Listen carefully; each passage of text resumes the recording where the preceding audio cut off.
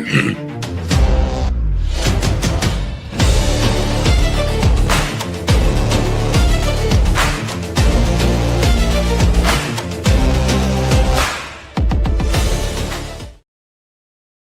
sports fans, this is Robert with WTP Sports Dudes here live tonight. I had to get on this evening to talk about the whole Brandon Sorsby decision, the backlash that may take place on Texas Tech because of this decision that is being made for him to be eligible to play this season after gambling on college sports, actually betting on his team when he was at Indiana, which we all know is a no-no in sports. I don't understand what the big deal is about the fact that they feel like this young man should be able to play. The reality is he gambled on sports. He gambled on his own team. You do not have to be as old as the story behind Shoeless Joe Jackson, Pete Rose, or Art Leaster to know that you cannot gamble on sports, especially your own team. We already know what the backlash was for those three individuals who had some gambling issues. I understand Brandon Sorsby should be allowed to go to rehab to help himself when it comes to this addiction to gambling. I'm all for that. But the reality is this young man gambled on college athletics for 4 years. 4 years. Over $90,000 worth of bets. The reality is this young man knew that gambling on athletics and gambling on your own team is illegal. You're not allowed to do that. At every college and university, they let each one of their college athletes know these are the rules that you cannot break. You get that repeated to you every year throughout the year about the rules when it comes to college athletics. And this young man repeatedly and repeatedly and repeatedly and repeatedly broke the rules of over 4,000 bets. And you mean to tell me he deserves the right to play college football in 2026? Let me bring my man T1 in on this discussion.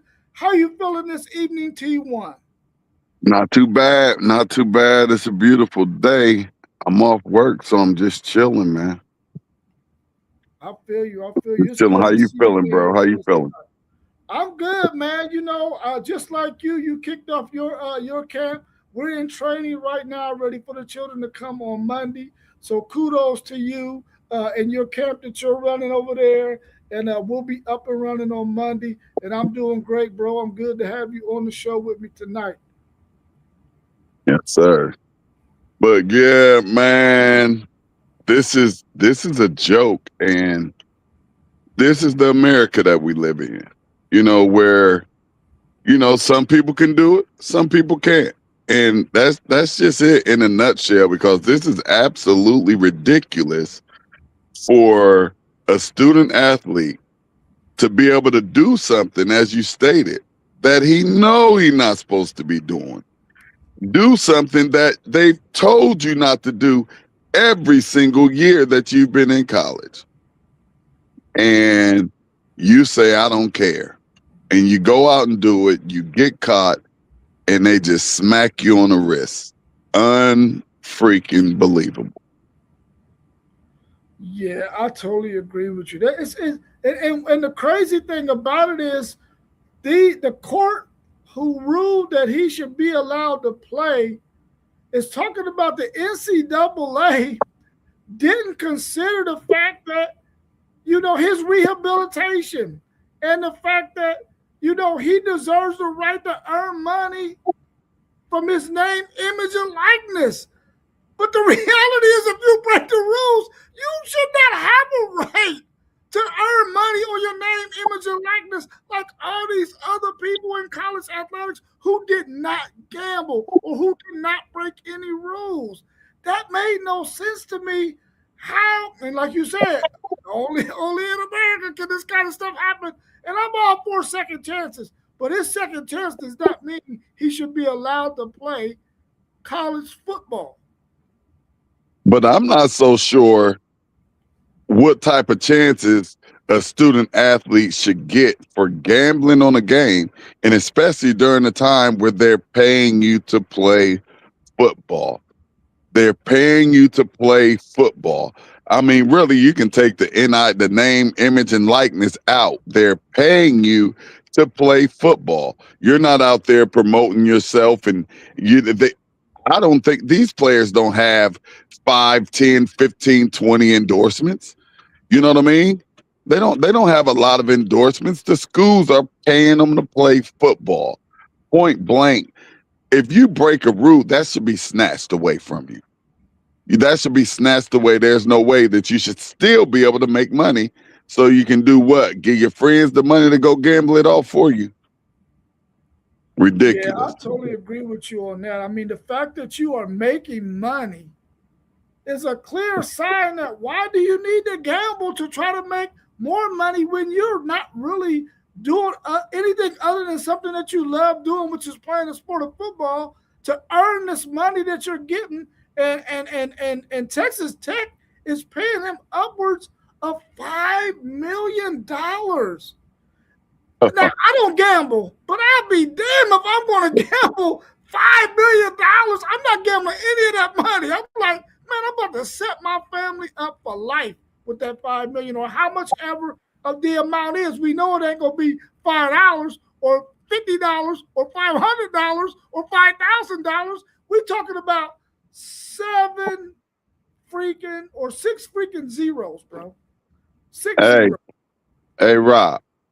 If I was a betting man, which I'm really not, or if I was a gambler, which I'm really not, I do little friendly bets. But if I was a betting man and had a disease like this young man most likely has, I'm probably gonna put some money on it that maybe somebody came up with a couple dollars to make sure that this got swept up under the rug because we know, especially down there in Texas, that money ruled down there. And they got big long money down there in Texas. They say everything in Texas is big and them pockets is big and they deep. So if I had to put some money on it, somebody pulled some strings and made some things happen. And now, as you stated, he's able to go out there and make $5 million. Yeah, I'm quite sure somebody definitely pulled some strings. And from what I understand, the judges who ruled on this, four of them happen to be Texas Tech alumni. So it's like, come on, man. How can we keep on having situations like this where the NCAA says you're ineligible and then you can go to a court that is favorable to you, the player who's felony injunction, and they happen to be alumni to the school in which you're representing. We've seen it in the case with Trinidad Chambliss. Now we're seeing it again in the case with Bredan Sorsby. That's shouldn't that be a conflict of interest? I don't know why not. I don't know why not. That's ridiculous and only in America. Oh yeah, you're right about that. I said on a previous video, and I really was, and I'm sticking by this. If I'm Texas Tech, when I found out that information from whoever it came from, whether it came from the University of Cincinnati or not, wherever it came from, once it came out and it was found that it was true, and the player admitted that he did such a thing as gamble on his team and gambled on other sports in general, as a Texas Tech staff member or person over Texas Tech, I would have been like, listen, We got to rule this guy ineligible because he broke the rules, and do the right thing and keep your integrity as a Texas Tech University. You want to keep your integrity in that instance. You had a golden opportunity to do so, and they chose not to simply because they want to do what? Win games? It got to be more than that, right? Is it more than that? Is it really about the kid, or is it about winning games, or is it about what is it about? What do you think about that? Shouldn't Texas Tech have come out and said something, or at least punished this young man before it got to this point? Hey, you have to understand too, Rob. Everybody doesn't have the standards that the Texas and Ohio States have. They're just happy if they can get to the college football playoffs. If they can get to the college football playoffs, it's a big, gigantic success for them. Or even if they can win the Big 12, that's their national championship. That's their successful season.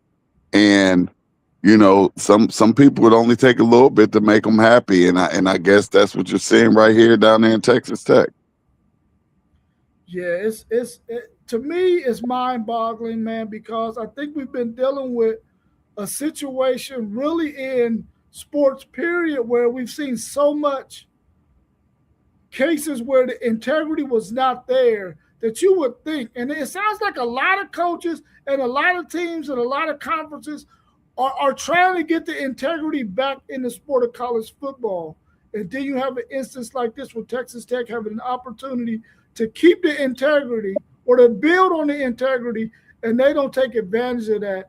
And I think it's truly sad. I remember back when Texas won the national championship in 2005, one of their star players ended up getting in some trouble, got found with some weed and with a gun, and they suspended him and kicked him off the football team. On a team that they could have really used him that year and not had to only solely rely on Jamal Charles in that running back room that year, but they did the right thing and punished that young man. And even though I wanted that young man to play, I like the fact that they took a stand and stood on their integrity when it came to that. Now, there's some teams out there. You got Nebraska and Georgia who have said that they are not going to schedule any non-conference games with Texas Tech because of this. How do you feel about that? I agree with them. I don't disagree. I mean, they see that this team is actually they're breaking the rule. It's a silent rule. They're breaking the rule by allowing such player to be on their team, and not just be on their team. They're paying him to be on this team. They're paying him to be their quarterback. So, I mean, yeah, I would feel the exact same way. If you don't have integrity, I'm not playing you, because what else are you doing that we don't know about? We know about this, and you showed us to our face that you don't care. You have no integrity for the game. You have no integrity for sports. So what else do you have no integrity with? So I agree with them 110%. Like, absolutely not. We're not playing you. Do you feel like some more schools should also be following suit with what Nebraska Absolutely. and Georgia has done? Absolutely. Because really, I think that's a black eye to the NCAA football. I think that's a black eye. You're saying that we don't mind that he broke this rule. We're just going to we're going to have some talk with him, send him off to rehab, and we're going to go on about business as usual. Absolutely. Like, they're basically just playing by their own rules. So play by your own rules. Go schedule you some games. I will say this: you got the Big 12, the Big 10, and the SEC calling an emergency meeting specifically surrounding this topic about Texas Tech and this Brandon Sorsby decision to decide on if they're going to follow suit with what Nebraska and what Georgia has done. But to me, I feel like, listen, maybe they are waiting on their conference to tell them what direction to go. But I would take the stance like Georgia and Nebraska did and say, listen, I don't need to wait on my conference to tell me to do what's right. I'm going to go out here and let them know, listen, Texas Tech, unless you fix this thing, we're not going to schedule any more non-conference games with you.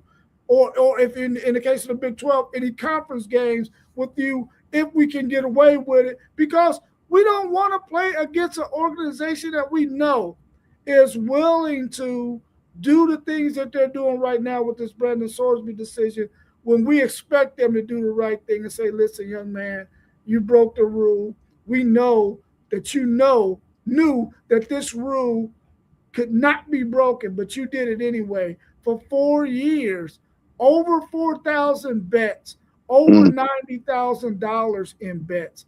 I mean, it's to me, it's a no-brainer, and I'm all for rehabilitation and giving people a second chance. But the reality is this: this young man probably got chance after chance after chance because absolutely.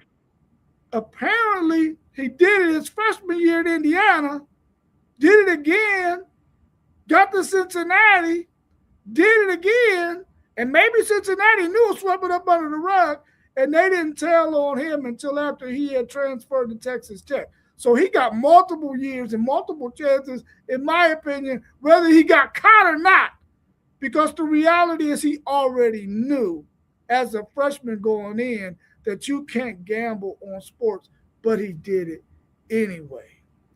If you were and you're an Ohio State fan, do you think you should wait until your conference says, "Hey, listen, this is the direction we're gonna go," or would you take a stance as somebody on Ohio State staff to say, "Listen, we're not playing Texas Tech"?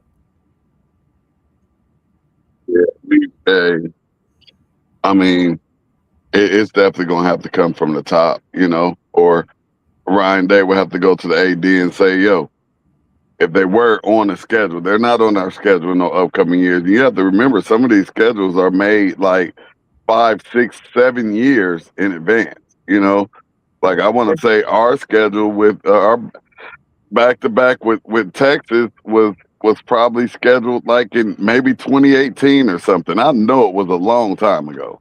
Yeah, it was. So it would have to come from the head coach, and the head coach having enough power to go to the AD and telling them, hey, we're not playing them. So yeah, I'm on board. I'm on board with any university saying that they're not playing Texas Tech. Yeah. In Do you conference, out of conference, it don't matter. do you feel like there might be some kind of underlining um, backdooring of the NCAA when it comes to these rulings like this in the case of Trinidad Chambliss, in the case of Brendan Sorsby, and others who were ruled ineligible by the NCAA, but then they go to court and do an injunction, and then all of a sudden they get reinstated. Is there something trying? Is there some people out there trying to get rid of the NCAA? Do you think it goes that far, or is it just a situation where somebody just found a favorable judge who decided to let them play because they got some ties to their university? Me personally, I don't like the NCAA. So I'm all the way biased with that. I don't like nothing about the NCAA. I don't know who they are. All I know is they bring in billions and billions of dollars, and who's ever in these positions, they're not doing much work. They just sitting back collecting a fat paycheck. So I hope they're trying to get the NCAA up out of here. I wish that I know it was the SEC and the Big Ten talking. I mean, pull the ACC and the Big 12 in. How about just all four of you just come together and say, hey, let's go ahead and cut out the middleman. And we can keep all of this money. We're the ones making all this money for the NCAA, whether, you know, it trickled down to Division 1 AA or Division 2 or Division 3. Division 1 NCAA college football and basketball is the money cow for all of the NCAA, and they bring in billions of dollars a year. And These universities are just getting chump change, and even the money that they're giving these student athletes right now, it's nothing compared to actually what their actual value is to these universities. It's nothing. You look at a Manning down there in Texas. Yes, he's getting paid a lot, but his value for that university during his time there, it may be two times that.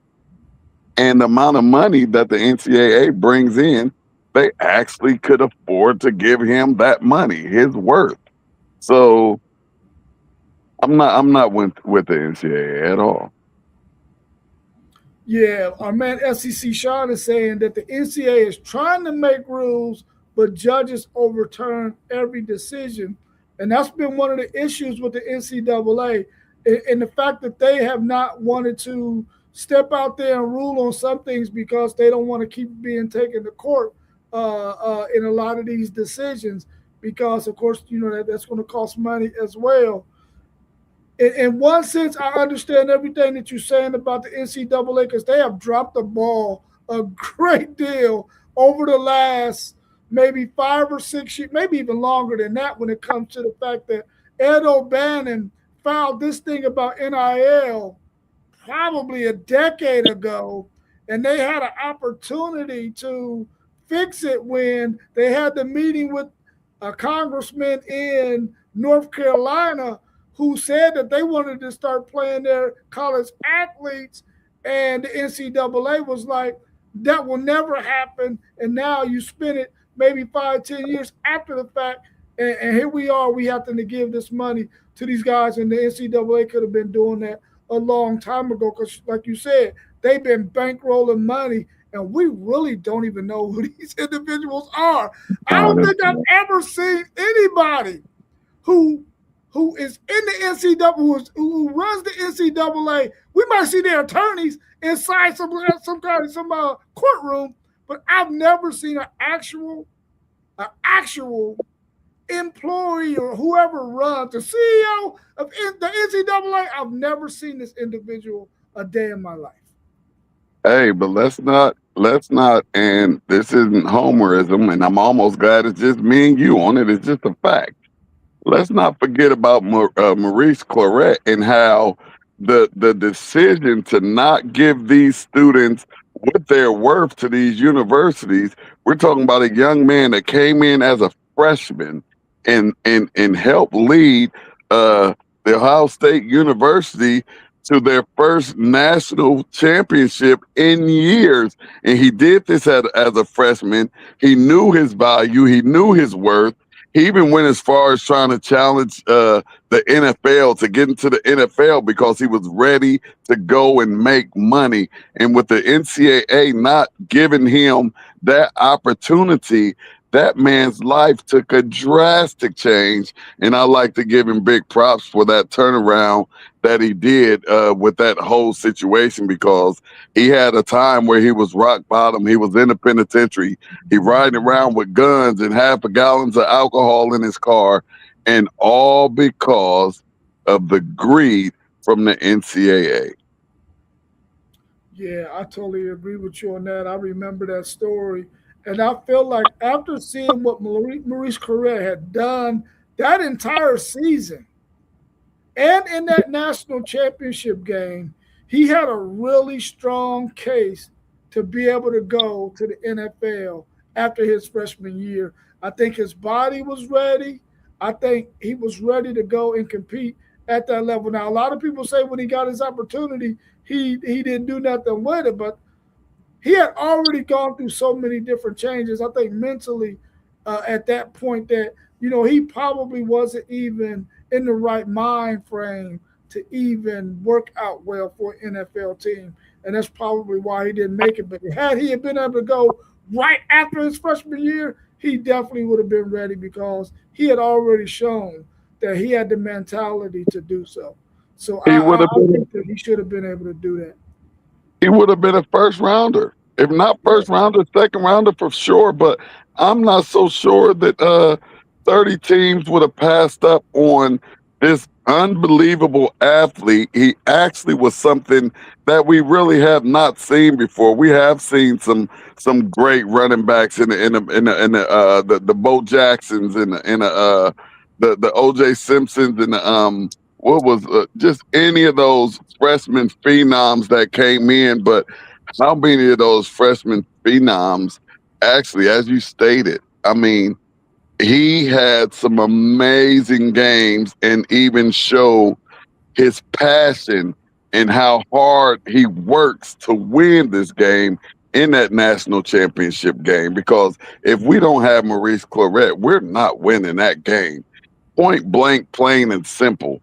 And I believe that if he didn't have the opportunity to go straight to the NFL after that, he should have very well had the opportunity to earn some money in whatever type of way the NCAA figured out. Like, hey, we have these athletes bringing in millions on top of millions of dollars into these universities, and they're getting a $100,000 scholarship.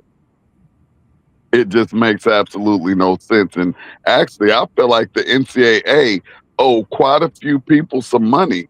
And all this money that they've been making over the years, where has it been? Where is it going? They owe a lot of athletes money that brought a lot of money to these universities. I go as far back as the Fab Five, the amount of money that the Fab Five sent to the University of Michigan in that freshman season. These were all freshmen. These were freshmen out here making the biggest impact that college athletes can have on a university and the NCAA as a whole. I was an Ohio State fan. The long baggy shorts that they bought out was dope. They was dope. I was in high school, and I think I might have shared this maybe only once or twice in my life. I forget the sporting goods store that was up in Northton Mall that sold all the university stuff and the pro stuff. This is back when we was. This is back when you might have just graduated high school, Rob, and but I worked up in there, and hey, they had the long baggy, the long Michigan shorts. I had them and the North Carolina shorts. I had to have them. That's just the type of impact that some of these athletes have just on the whole country when they have that elevated skill set that allows them to have success in the NCAA. And I believe a lot of those student athletes who played a long time ago and were those All Americans and Players of the Years, I believe they need to be compensated fairly. Yeah, SEC Sean is saying that the NCAA is asking Congress to give them power to uphold the rules, and the only way to keep the locals from being able to override the rules that they have written. And I think that's a really good move by the NCAA, because when you really look at college athletics, it's not just a local thing. You know what I'm saying? It's really a countrywide thing. So it should not be governed by anybody locally. They shouldn't be able to make decisions when it comes to the rules that the NCAA has, because every rule that the NCAA has made, it governs every school in the nation, not just some school locally in whatever city or town. So hopefully Congress will rule in their favor when it comes to that, and allow them to be able to keep the local courts from overturning some of their decisions as well. He also had another statement that he made, and had a question attached to that. He said, "What do you think of the Big 12 coming together to discuss not playing Tech? It won't happen, but the Big 12 could implement their own sanctions on Tech that are protected by Texas law." What's your thoughts on that? We talked a little bit about it, but should the Big 12 really consider doing something to punish Texas Tech for the decision that they made to reinstate Sorsby when they know that he is guilty of one of their rules of gambling? At the very least, ban them from playing in a championship game if they make it to the championship game. Like, you will not represent this conference with the decision that you solely made on your own. I would definitely ban them from the champions from postseason play. Yeah. SEC shot. I thought I read somewhere where the Big Ten, the SEC were all calling emergency meetings to discuss this matter as well as it relates to Texas Tech. Um, in this decision with Brandon Sorsby.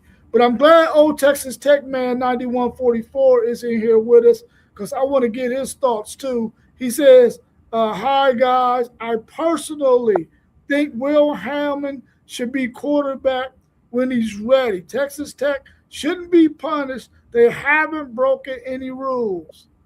What's your thought on that?" Well, I mean, of course, Texas Tech went to the court to get the ruling for Sorsby to play. So, according to that, Texas Tech has not broke any rules. But what should Texas Tech stance be, in your opinion, old Texas Tech man, as it relates to Sorsby being able to play or not? But what do you think about his comment right there, T1? Hey, if I'm Texas Tech and the judge make the ruling and say everything is okay, guess what? Everything is okay. Like I don't know what y'all talking about. I'm gonna fight anything that the Big 12 might come to and try to say, hey, they shouldn't be allowed to play in postseason because they allowed this player to play. Excuse me, the courts allowed this player to play. We ain't do nothing. So that's my stance. I'm if I'm Texas Tech, I'm acting the way I would act if I was South High School. Hey, they didn't say that we did anything wrong, so I have no idea what you're talking about. We'll see you on the field in first week of September. Yeah. Yeah. I really, like I said earlier, I really thought that Texas Tech would have took the position of saying to Brendan Sorsby, "Listen, we know what the situation is. We know that we offered you this amount of money to come and play here at Texas Tech, but the fact that you have these gambling infractions, that you have broken the rule, I would have stepped away from Brendan Sorsby and said, listen, we're going to have to rule you ineligible. You can go ahead and petition to maybe transfer somewhere else because you can't play here. Much like I think what happened with the guy at BYU. BYU stood on what their policy is, and the young man did something that broke their policy, and they let him go on about his way. I think Texas Tech should have done something very similar in the case of Brendan Sorsby as well. What do you think going forward could possibly be the outcome if somebody else decides, or somebody else, it gets found out that some other players across the NCAA have been gambling on their teams and on sports, breaking the rules? What do you think is going to happen with those individuals? Hey, Rob, we've been knowing this ever since we were kids. The second person always the one to get caught. So the next person gonna get it handed to them. Like I said, only in America. Second person getting caught. Second person going down. First one got away with it.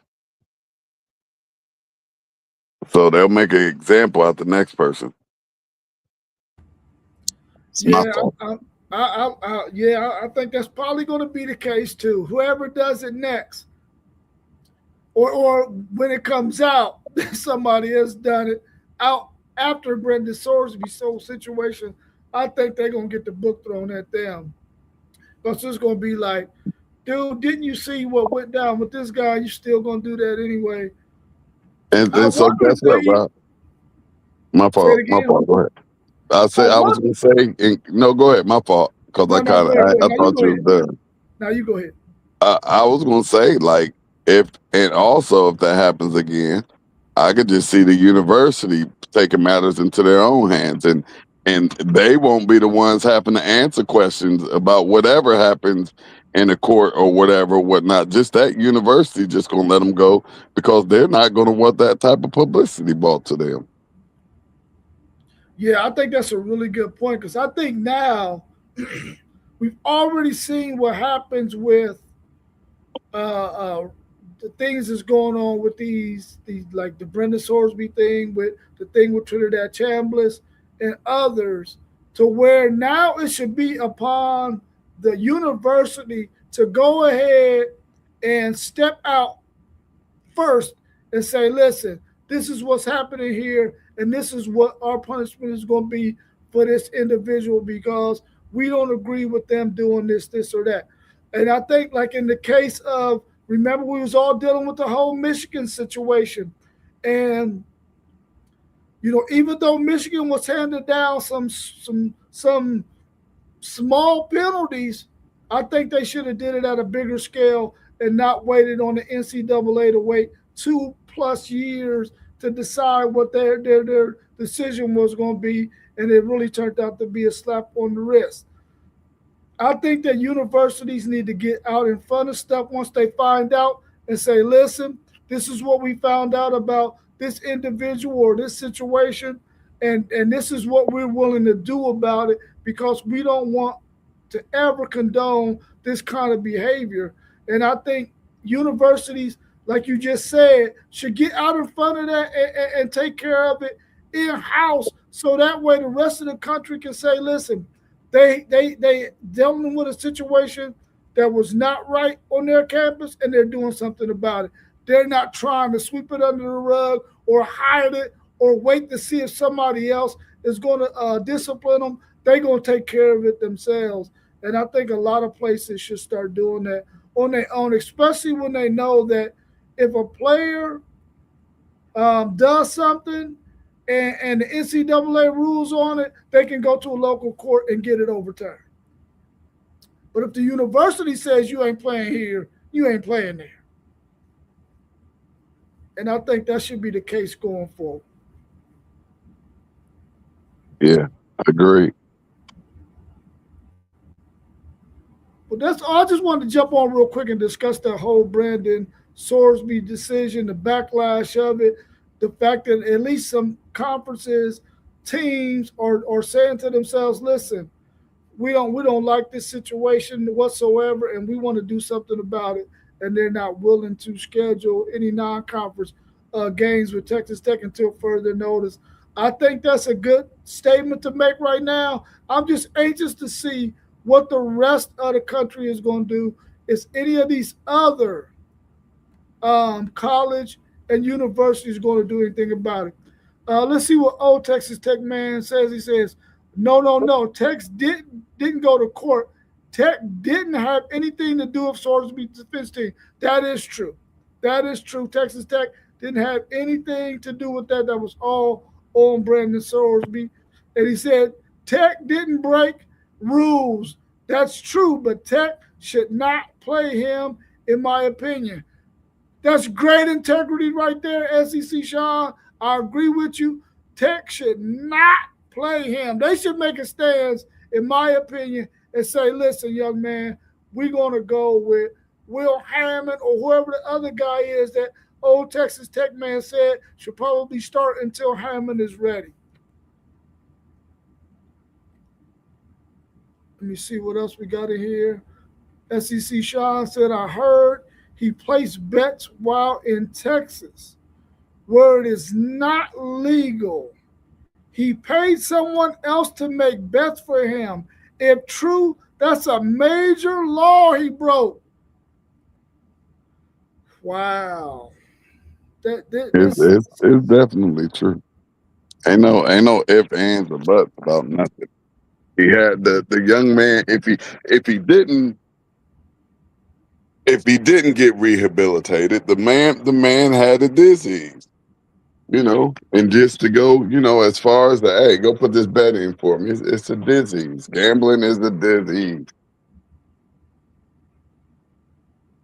The young man has a problem and he needs some help. Yeah, and he needs some help. That is true. And our man, old Texas Tech man, said what Sorsby defense said was the NCAA said they backed their players with mental health problems, physical problems, helped them put with Sorsby. They threw all that away, not going to help Sorsby. I understand that, and I agree with. They should have gave Sorsby some type of help, But when you look at a protracted history of him for 4 years, his entire career in college football, this young man has betted, and he been to three different stops where I'm quite sure at all three of those stops, he was told gambling is illegal, young man. Gambling is illegal, but he chose to do it anyway. He even went as far as to get somebody to do the gambling for him. That's a sign that he has a problem and he needs some rehabilitation and some help. But at the same time, you still got to stick to that rule and say, listen, we got to rule you ineligible. We're going to get you this help. But it's not helping you to let you also play football too. You got to pay for you got to have a consequence. And he gets no consequence if he gets rehab and he gets to play. He gets rehab and he gets to play. Come on, man. Come on, man. That's a little. That sounds like a win-win. Instead of him getting any punishment whatsoever. Yeah, crazy work, man. Crazy that he just has this opportunity to continue to make this type of money, and from the looks of it, continue to. He just gotta pass the money off to his friend. Yeah. SEC Sean wants you to answer this question. He says, so I'm curious, T1, do you think it's okay for players to gamble on their own teams even if they aren't playing? Absolutely not. I don't think they should be able to gamble at this period. Like it's a rule. It's a rule. So no, nobody should be gambling anything. It should be a major rule because it's addictive. And all this money that you're making and getting from these universities, you mean to tell me you're willing to lose it just to because you think you know who's gonna win by what point spread or whatever? That's ridiculous. Yeah. Old Texas Tech man, I'm in 1,000% agreement with you on this. He said, guys, what about Cincinnati, Indiana? Cincinnati plays Sorsby while gambling. Listen, they should get some kind of consequence as well. The fact that he gambled on games in Indiana, I don't know if Indiana knew or not, but Cincinnati knew that he gambled on games at Indiana. And if he would have stayed at Cincinnati this year, he would have been playing, and Cincinnati probably would have never said anything about it. I almost guarantee you Cincinnati wouldn't have said anything about Sorsby's gambling unless or until he had transferred to Texas Tech. Otherwise, they would have kept that thing hush-hush, kept it up under the rug. But the fact that he transferred, then they go tell on him. So that Cincinnati team, that university should definitely be punished for the fact that they knew, they played him, and they let him get away with it. So I really think Cincinnati should get punished. I don't know how much Indiana knew because I don't know how much he ever even got to play at Indiana. Hey, I think Cincinnati probably told on him, so they know. Like that's why he keep moving around. I believe he keep getting busted. Yeah, I agree. They should have some consequence too in that matter.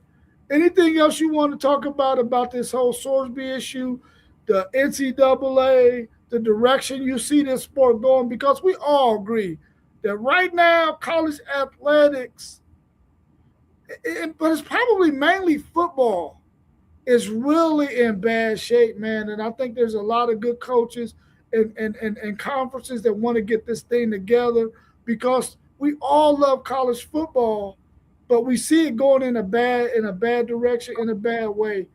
Anything else you want to add about this whole college athletics discussion? Just simply bad leadership, and that leadership is the NCAA. It's time to get rid of them, but we first have to have a solution before anything like that can happen. other than, hey, Big Ten, SEC, let's get together and do our own thing. Has to be some type of solution that makes sense and to where you have actual consequences if you break the rules. Yeah, you did say earlier that those four Power Four conferences should get together, sit down, and then and I agree with this. I think they all could come up with the rules that are going to govern college football as it affects the Power Four conferences, and because they really don't have to really necessarily worry about the Group of Five and the lower tier teams. They can work on that themselves, whatever rules they want to come up with. But when you're playing in these four Power Four conferences, they should be able to meet, decide what rules they want to govern college athletics, and go from there. They don't necessarily need the NCAA to do that. And since it seems like the NCAA does not have the power that it once had, because of what we see happening locally with some of these overturning of some of the NCAA's decisions, those four conferences need to get together and make it happen and not be looking at it as if I got to do what's best for the Big Ten. I got to do what's best for the SEC. I got to do what's best for the ACC, or I got to do what's best for the the Big 12. It should be about we got to do what's best for college athletics and these young people who we know is bringing in all this revenue to our universities and to these sports. The backbone of the university. And as I stated, just basketball and football. You take basketball and football away from these universities, they're struggling. And Yeah, some of them just gonna close down. some of them are definitely going to have to close up shop, man, because it's just not going to be lucrative. It's not going to be enough in the budget for them to be able to do what they want to do. And I think that's sad because I think everybody should be trying to pull their resources to help the smaller schools out in some kind of way. But I think at some point it's going to fold up. Let's tackle what Old Texas Tech man is saying about the basketball game last night with the Knicks and the Spurs. He's saying, let's talk basketball. The Knicks got hosed last night. Referees got paid off by the Spurs or by the commissioner. I only watched a little bit of that game, man. I didn't get to see it down the stretch in the second half. What's your thoughts on that? Did you get to see the game at all? Yeah, I did. And if they let the players play, this really would have been a sweep. This would have been a sweep, and New York was supposed to win last night. But you already know how I think about these games. So I'm more interested now to see tomorrow. To see what happens tomorrow. The viewership for this game tomorrow is gonna be great. You know, although people have lost that fire for the NBA because there's a lot of people out here, whether Griff or whoever want to believe it or not. But there's a lot of people out here that don't believe that sports are real anymore. So they have turned the TV off, whether it be the NBA or the NFL. A lot of people who've been watching sports all of their lives have turned the TV off in these past few years. So I'm more interested in the game tomorrow because New York, I saw San Antonio can't beat New York if they just play with some refs that just gonna call the game like it's supposed to be called. They can't beat New York right now. So I said it was gonna go 7 at the beginning of the series. I said because that's what the NBA want. But as I saw New York in them first 2 games, and then even into the third quarter yesterday, I said that the Knicks gonna sweep them. I just didn't see San Antonio having enough to pull out a game because New York just kept finding ways. If they got down, they kept finding ways to get back, and they kept finding ways to be victorious at the end of the game. And, New York has been kicking ass, as I said, throughout these whole playoffs. Once you take away their first 2 or 3 games, I think, in round one. Yeah, I do remember you saying on Sunday that you felt like the Knicks should be able to sweep them, but you knew that the NBA was going to step in there and make sure they don't lose no money. And I think we saw that yesterday. If you watched that game down the stretch, you saw that yesterday.